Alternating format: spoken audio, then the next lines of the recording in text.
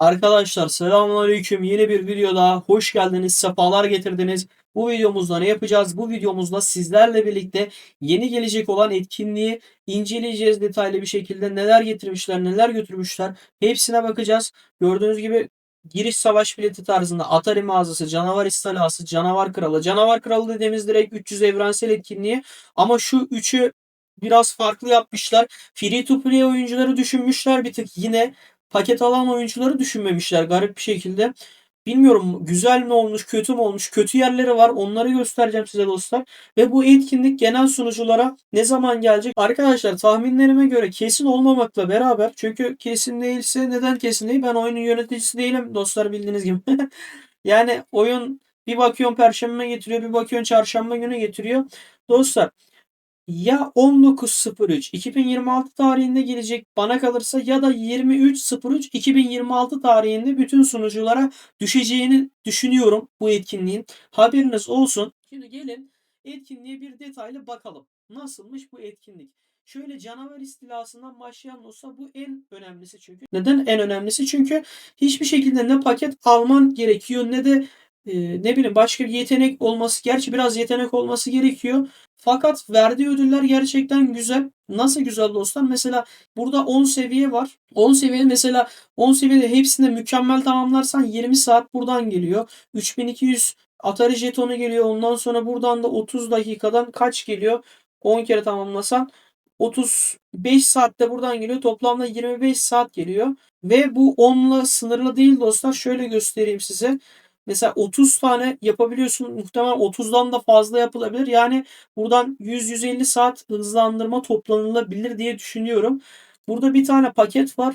Bu paket pek mantıklı değil ama şöyle göstereyim. 1, 2, 3, 4, 5, 6, 7 bin Atari jetonu veriyor. Onun haricinde bir tane emoji veriyor. Ve 2000 vites, 2000 kristal, 3 çekirdek, 6 saat hızlandırma, 3 sarı parça falan veriyor. Pek mantıklı bulmadım. Gereksiz bir paket. Onun haricinde bu etkinlik nasıl yapılıyor? Onu göstereyim dostlar. Şimdi devam et deyip girebiliyorsunuz buraya. Ondan sonra bu şekilde toplama hedefi diye bir şey çıkıyor. Bu toplama hedefi nedir? Mesela sana diyor ki 40 tane uçak, 40 tane de yeşil araba patlat diyor. Patlatma nasıl oluyor? Şimdi altta gördüğünüz gibi mesela bir tane simge var. Mesela bunu bu şekilde koyuyorsun.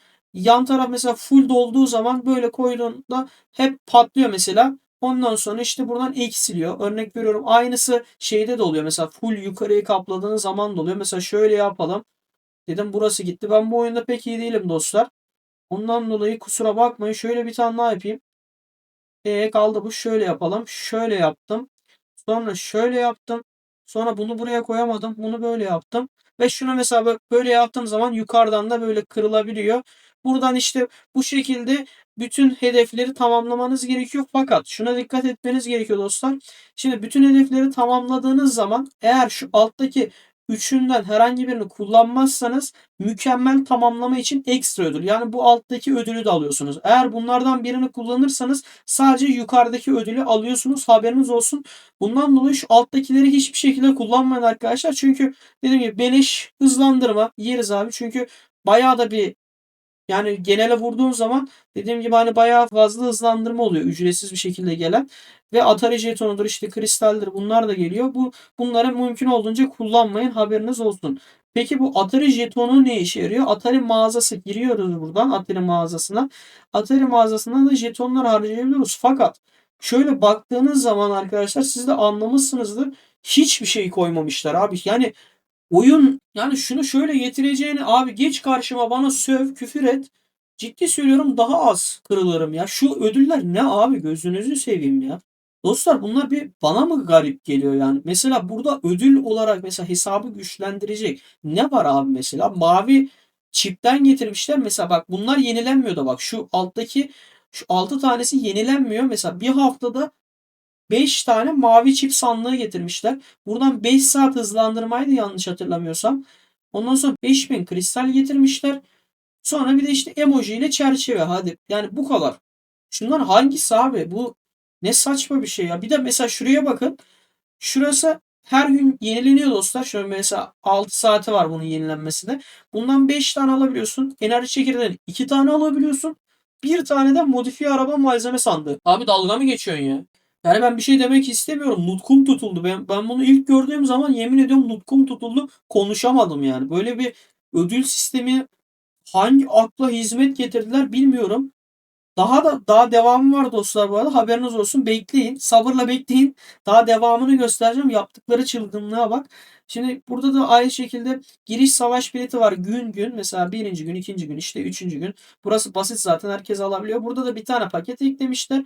Paket 230 TL yani 499 şafak rozeti ve verdiği arkadaşlar 3500 Atari jetonu. Ne yapacaksak jetonu yani. Ödül yok ortada. Jetonu ne yapacağız onu anlayamadım. 5 tane sarı parça, 6 saat hızlandırma, 400'de elmas. Yorumsuz. Çünkü yorum yaparsam biraz sıkıntıya kaçacak. Bilmiyorum. Açıkçası vallahi bilmiyorum. Şimdi dostlar asıl sıkıntılı olan yere geldik. Şimdi burası 300 evrensel. Yani free to play oyuncuların en çok sevdiği, birikim yapan oyuncuların en çok sevdiği etkinlik budur. Fakat burada arkadaşlar bizim gücümüzü göstermemizin zamanı geldi. Artık oyuna bir dur deme zamanı geldi. Neden geldi? Şöyle ödüle tıkladığım zaman abi şuraya bakar mısınız? Sadece şuraya bakın yani. Eskiden burada 4K elmas veriyordu. Ayrıca yan tarafta hızlandırma veriyordu. Şimdi ne yapmışlar? Şöyle hepsini tek tek göstereyim. Yanlış olmasın, yanlış anlaşılma. Hızlandırmayı ve elması kaldırmışlar buradan. Dostlar sizden ricam. Şuranın ekran görüntüsünü alın abi. Tamam mı? Gidin müşteri hizmetlerine deyin ki biz bu ödülleri istemiyoruz. Eskisi gibi elmas ve hızlandırma ödülü istiyoruz. Diyelim. Bunu yapalım dostlar. Çünkü neden yapalım?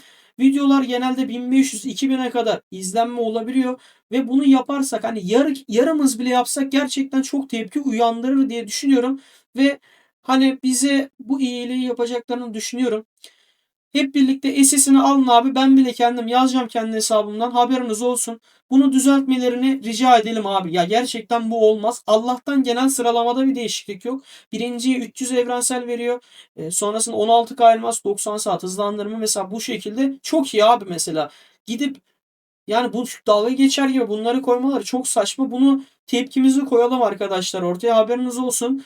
Bunun haricinde de şimdi hangi gün neler puan veriyor onları göstereyim arkadaşlar size. Şimdi birinci günde ne varmış? Birinci günde bilgelik madalyası, bina savaş gücü, teknoloji savaş gücü, bina yükseltmesi için 1 dakika hızlandırma, teknoloji eğitim için 1 dakika hızlandırma, 300 hassas parça. Arkadaşlar birinci günde ne yapıyoruz? Hassaslarınızı kullanabilirsiniz.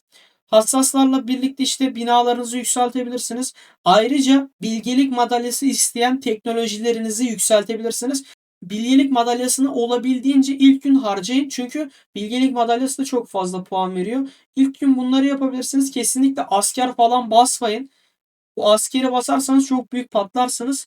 Birinci gün bu şekilde. İkinci güne baktığımız zaman ikinci günde sarı parçaları, mor kahraman, mavi kahraman, silah parçaları ve kaynak toplama günü arkadaşlar yine. Bir değişiklik yok burada da. Üçüncü güne geldiğimiz zaman üçüncü günde enerji çekirdeği, kahraman ekipman şans kutusu, eğitim 1 dakikalık hızlanma ve eğitimde elde edilen asker ve terfi de puan veriyor ayrıca. Yani bu ne demek oluyor? Yine üçüncü gün arkadaşlar full artı full asker basacağız. Askerlerinizi üçüncü gün basın, tamam mı?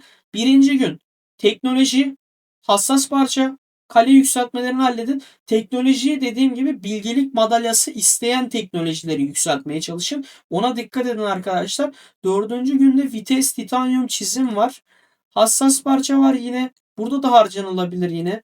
Biraz hassas parça ve kesinlikle araba zaten harcanması gerekiyor. Dördüncü gün bu şekilde beşinci ve altıncı güne baktığımız zaman peki beşinci ve altıncı gün klasik aynen. Ne varsa hepsini ekliyorlar fakat şöyle ekliyorlar. Hepsinde puan düşürerek ekliyorlar. Mesela burada birinci mesela beşinci günde bir enerji çekirdeği 300 puan veriyor. Burada mesela kaç veriyor?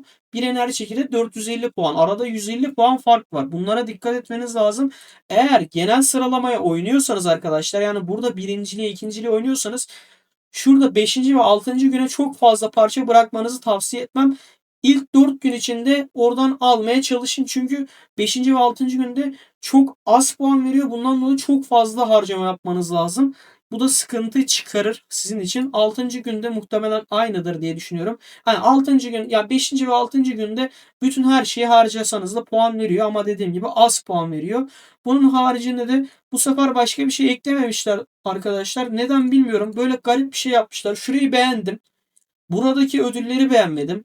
Ha, buranı beğenmemin sebebi şurası işte mükemmel ödülleri çünkü hızlandırma falan veriyor. Ayrıca buradan işte ekstra ödüller veriyor ücretsiz bir şekilde. Bunlar güzel olmuş ama dediğim gibi şu yani bilmiyorum free to play oyuncuyu düşünüyorum bari şurayı da yükselt de yani gönlümüz açılsın kardeşim yani. Yanlış mıyım arkadaşlar? Arkadaşlar etkinlik hakkında göstereceklerim bu kadar. Düşüncelerinizi yoruma yazabilirsiniz ve dediğim gibi şuraya gözünüzü seveyim videoyu paylaştıktan sonra abi müşteri hizmetlerine yığılalım, dolalım, doluşalım, bir şeyler yapalım. Hakkını verelim abi şu müşteri hizmetlerine. Hayırdır ya yani. Bu arada arkadaşlar son olarak videoyu da beğenmeyi ve yorum yapmayı unutmayın. YouTube algoritmasını biliyorsunuz. Beğeni ve yorumlarla çalışıyor. Haberiniz olsun. Hepinizi seviyorum. Hoşça kalın. Kendinize iyi bakın. Bay bay.